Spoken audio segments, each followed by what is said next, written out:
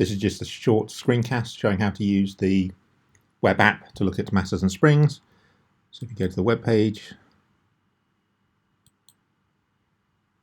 start the application.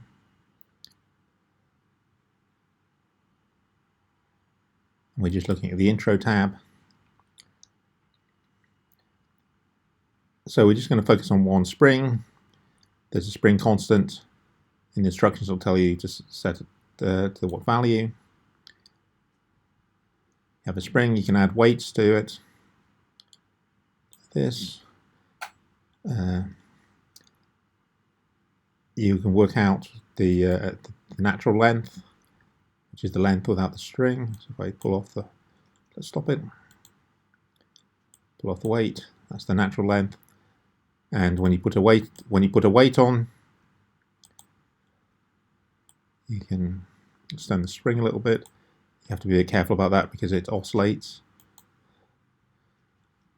You can put in the equilibrium position. This is the position with weights. You can kind of measure the distance. Here's a ruler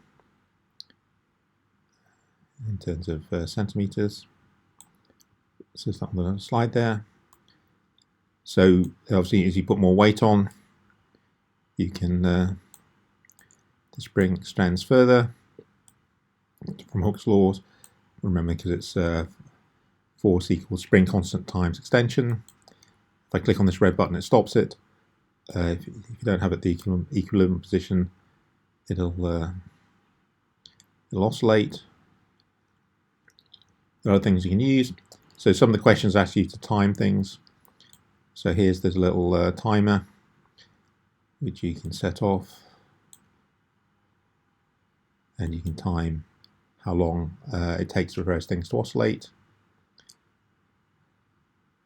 And there are other options you can play around with, but here we're just focusing on spring 1.